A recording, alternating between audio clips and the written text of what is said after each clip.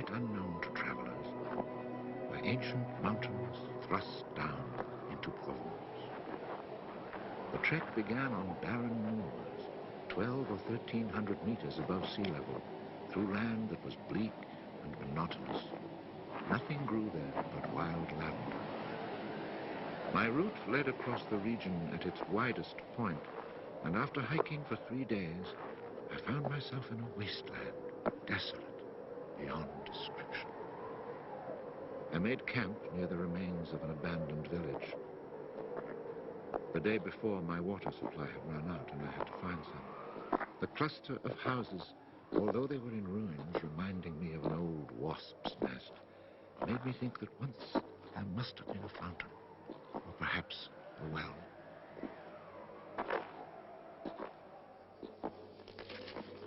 There was indeed a fountain, but it was dry. The roofless houses, eaten away by wind and rain, and the chapel, with its crumbling belfry, stood arranged like houses and churches in a living village. But here, life had vanished. It was a sunny, cloudless June day, but over these bare highlands blew a fierce, insufferable wind. Growling through the skeletons of the houses, it sounded like a wild beast disturbed while feeding on its prey. I had to move camp.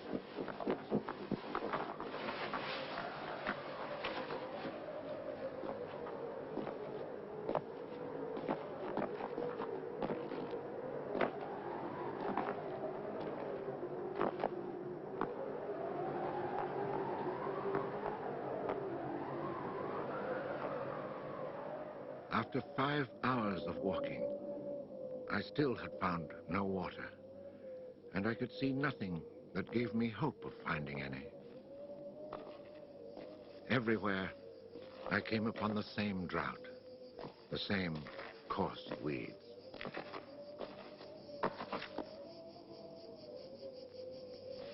In the distance, something caught my eye.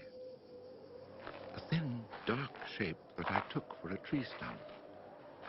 But just in case, I walked towards it.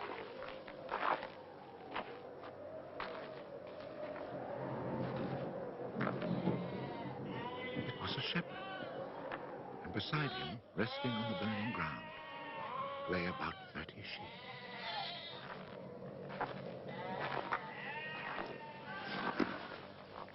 He let me drink from his gourd, and presently he led me to his sheepfold in a hollow in the plain.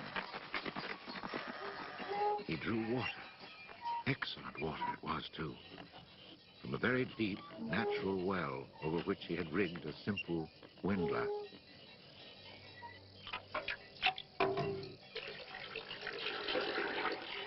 The man spoke very little, often the way with people who live alone, but he appeared sure of himself and confident in his assurance. It all seemed somehow strange in this barren land.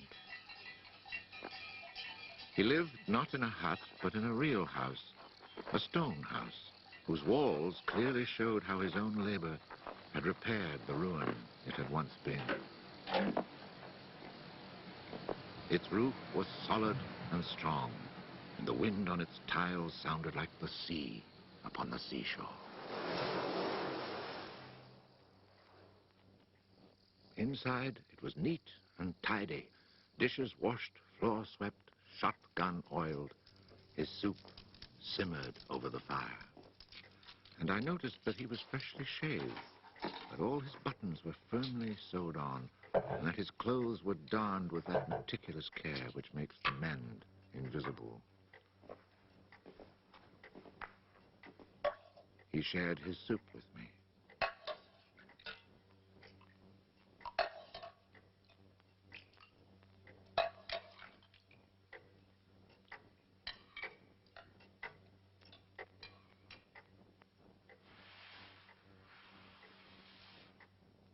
When I offered him my tobacco pouch, he told me he did not smoke.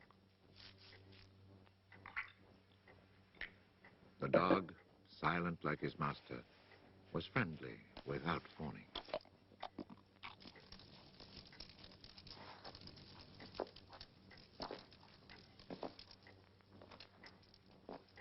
It had been agreed that I would spend the night. The nearest village was still almost 2 days' walk away. Villages in this region were few and far between, and I knew well what they were like. 4 or 5 of them were scattered over the slopes of these highlands, each one at the very end of a cart track among copses of white oaks. They were inhabited by charcoal burners. The living was poor, and families huddled together in a climate very harsh both in summer and winter found their struggle for survival made more bitter by their isolation. There was no relief. Their constant longing to escape became a crazy ambition. Endlessly the men carted their charcoal to town, then returned home. Even the most stable characters crack under the constant grind. The women seethed with resentment. There was rivalry in everything. The sale of charcoal and the church pew. They were rivals in virtue and rivals in vice. And the battle royal between vice and virtue raged incessantly.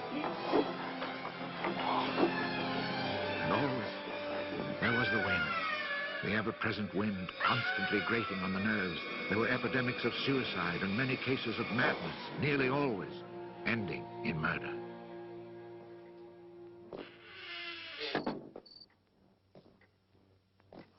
The shepherd, who did not smoke, went to fetch a little sack, and onto the table he emptied a pile of acorns. He began to examine them very carefully, one by one, separating the good from the bad. I sat, smoking my pipe. I offered to help, but he told me it was his work. And indeed, seeing how very carefully he carried out his task, I did not insist. That was the only time we spoke. When he had set aside enough acorns, he divided them into piles of 10. As he did this, he discarded the smaller ones, or those that were cracked. For now, he was examining them very, very closely. When finally there lay before him 100 perfect acorns, he stopped, and we went to our beds. Being with this man brought a great sense of peace. The following morning, I asked him if I might stay on and rest for the day. He found that quite natural, or to be more precise, he gave me the impression that nothing could upset him. The day of rest was not absolutely necessary, but I was intrigued, and I wanted to learn more about him. He let his sheep out of the pen and led them to their grazing. Before he went, he took the little bag of carefully chosen acorns and put them into a pail of water to soak. I noticed that for a walking staff, he carried an iron rod as thick as my thumb and about as high as my shoulder.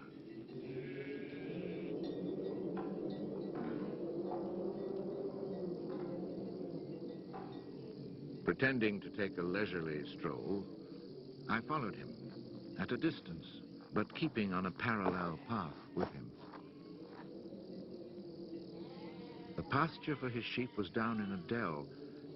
Leaving his dog in charge of the little flock, he began to climb towards me where I was standing. I feared he was coming to reproach me. Not at all. It happened to be on his way, and he invited me to go with him if I had nothing better to do. He was going a little farther on, to the top of the hill.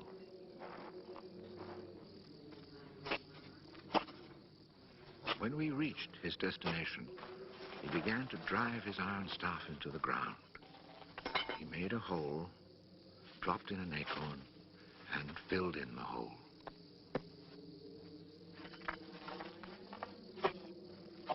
He was planting oak trees. I asked him if he owned the land. He said no, Did he know who owned it? He did not. He thought it was common land, parish property, or perhaps it belonged to people who did not care about it. That did not concern him. So with infinite care, he planted his 100 acorns. After the midday meal, he began to sort out more of his acorns. I suppose I must have been quite insistent with my questions, because he answered me. For 3 years, he had been planting trees in that desolate country. He had planted 100,000. Of the 100,000, 20,000 had come up. Of these, he still expected to lose half, either to rodents or to any of the unpredictable things which only Providence can account for. That left 10,000 oaks to grow on this tract of land where before there was nothing. It was then that I wondered about the man's age. He was clearly more than 50. 55, he told me. His name was Sadío Bouffier. He had owned a farm down in the lowlands. It had been his life. He had lost his only son, and then his wife, and had withdrawn into this solitude where he was content to live quietly with his lambs and his dog. It was his opinion that the land was dying for lack of trees. He added that having nothing very important to do himself, he had resolved to remedy the state of affairs. I was young and only thought of the future as it affected me and my search for happiness. So I told him that in 30 years, those 10,000 oaks would be magnificent. He answered quite simply that if God granted him life, in 30 years he would have planted so many more that these 10,000 would be like a drop of water in the sea. Already he was studying the growth of beech trees and had a nursery full of seedlings grown from beech nuts. They're quite beautiful. He was also thinking of birches for the dales, where he told me there was moisture just below the surface of the soil. The next day, we parted. The following year came the First World War, in which I was engaged for 5 years. An infantryman was hardly likely to have trees on his mind.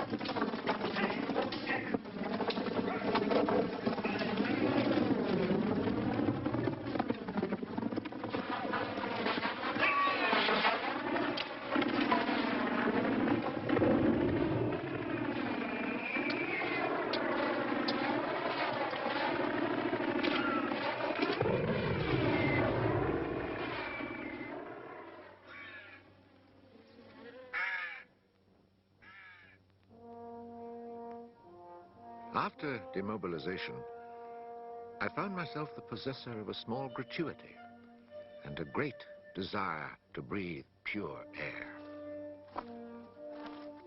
This was my only thought when I set off once more on the road to the barren land. The country had not changed. However, in the distance, beyond the deserted village, I noticed a sort of grayish mist that lay on the hilltops like a carpet. The shepherd who planted trees had been in my mind since the day before. 10,000 oak trees, I thought to myself, really need a lot of space. I had seen so many people die in those 5 years, it was easy to imagine that Sadío Bouffier, too, was dead, especially since at 20, we think of men of 50 as ancient with nothing left to do but die.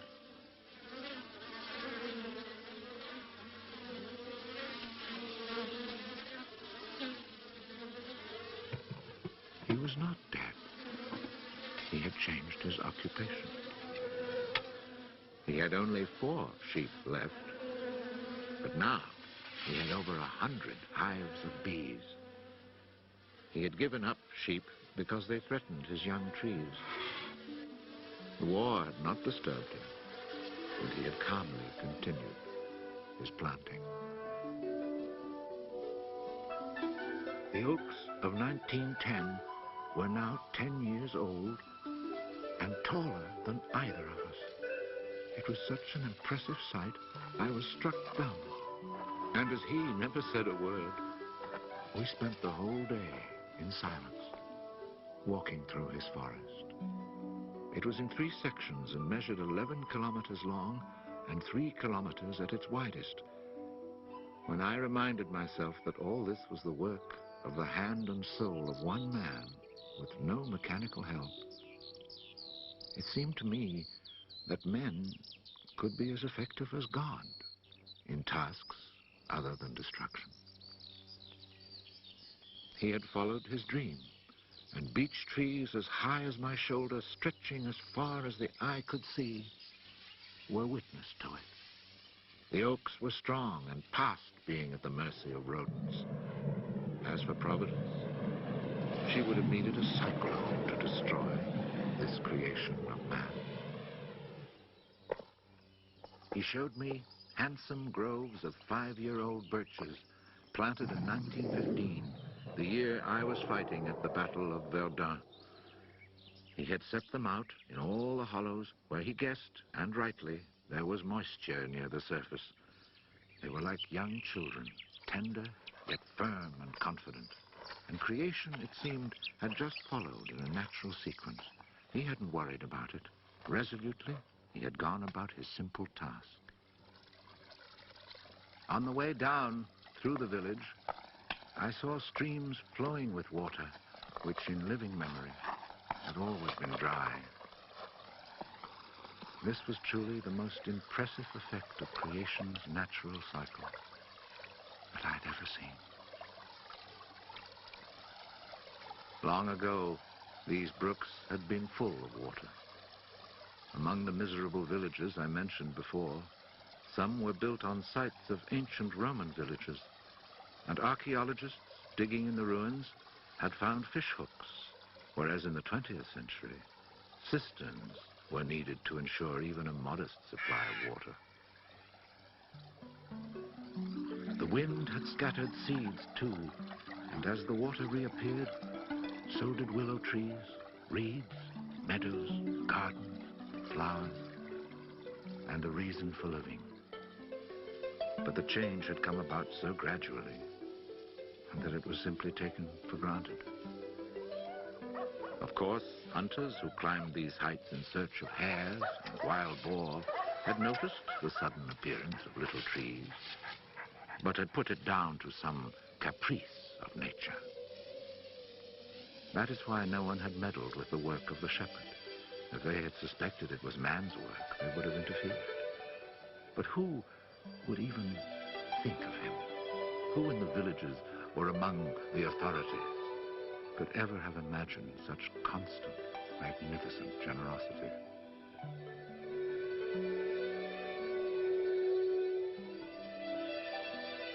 Each year from 1920 on, I paid a visit to Elzéar Bouffier.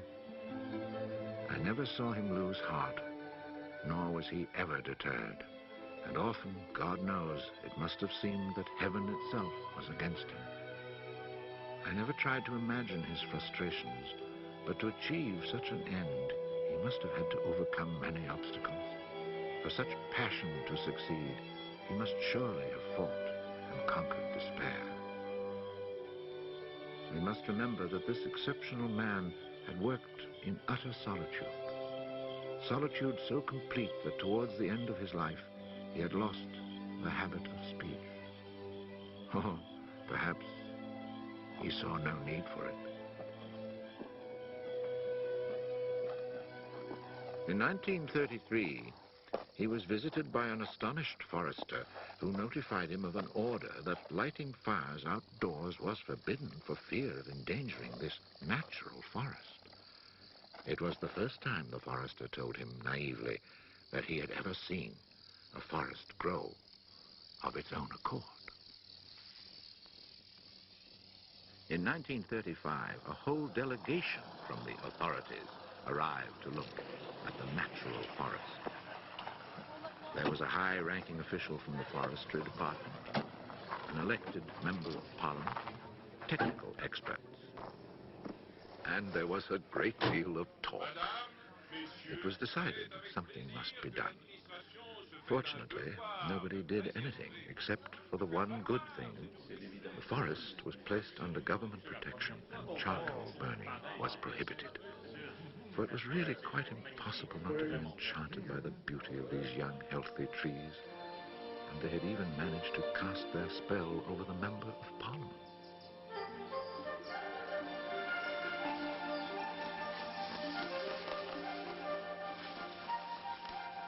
One of the senior foresters in the delegation was a friend of mine, and I explained the mystery to him.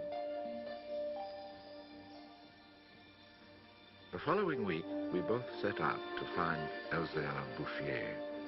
He was hard at work, about 20 kilometers from where the official inspection had taken place.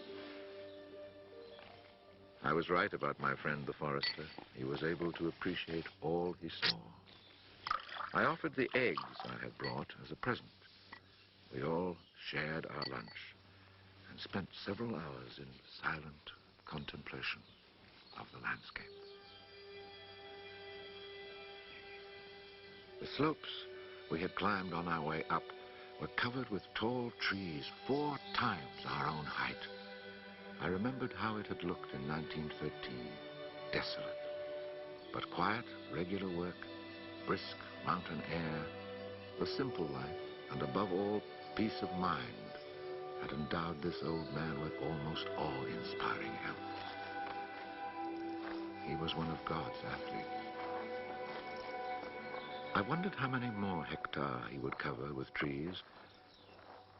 Before we took our leave, my friend made one small suggestion about the kinds of tree which seemed to suit the soil here. He did not press the point, for the simple reason, he told me afterwards, that this man knows more about it than I do. The idea must have been turning over in his mind, for after we had walked for an hour, he added, he knows more about it than anyone else in the world. He's found a perfect way to be happy. Thanks to this forester, not only the forest, but the happiness of Elzéar Bouffier were protected. The only serious danger to his work occurred during the Second World War. Cars being powered by wood-burning generators. There was never enough wood. So cutting was begun among the oaks of 1910, but they were so far from transportation routes that the whole enterprise proved financially unsound. It was abandoned.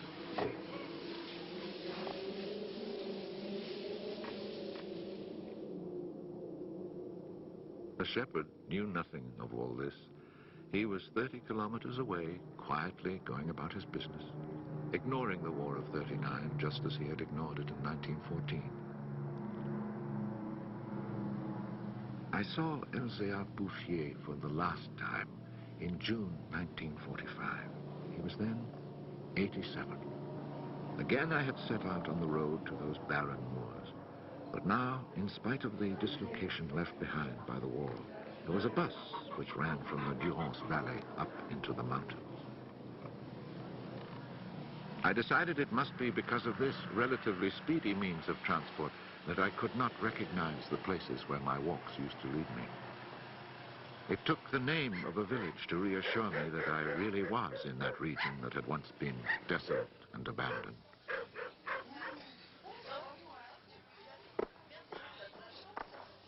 The bus dropped me at Vergon.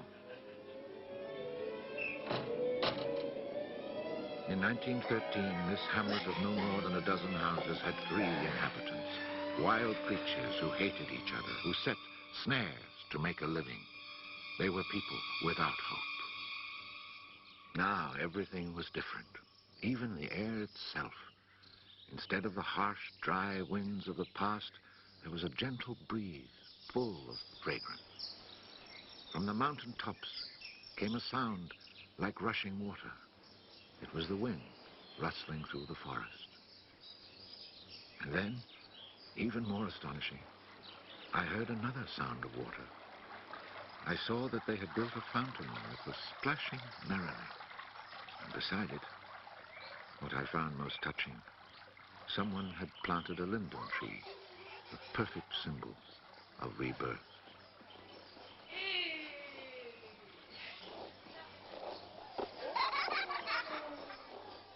Moreover, Verdun showed signs of the kind of labor that only hope can inspire. So hope had been restored. Ruins had been cleared and crumbling walls torn down. The new houses, freshly rough-cast, stood in kitchen gardens where flowers and vegetables grew in orderly confusion. Roses and cabbages, snapdragons and leeks, celery and anemones. It had become a place where one would want to live. From this point, I continued on foot. The war had not been over long enough for life to reach full bloom, but Lazarus had emerged from the tomb. On the lower slopes of the mountain, I could see small fields of young barley and rye, and down in the narrow valleys, the meadows were green.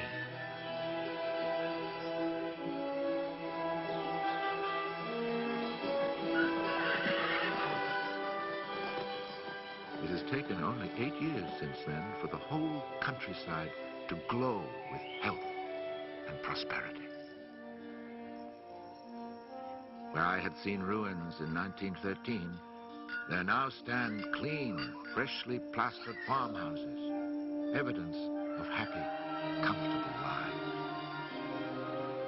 Dry springs fed by snows and rains, now conserved by the forest, have begun to flow again.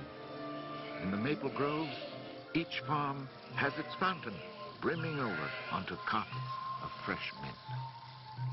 Bit by bit, the villages have been rebuilt. People have come to settle from down in the plains where land is expensive. They have brought youth, life, and the spirit of adventure.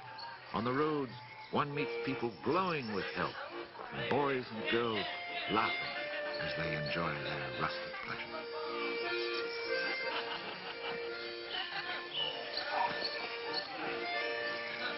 Counting those who lived here before, quite changed by their life in gentle surroundings, and including the newcomers, more than 10,000 people owe their happiness to Elzéar Bouffier.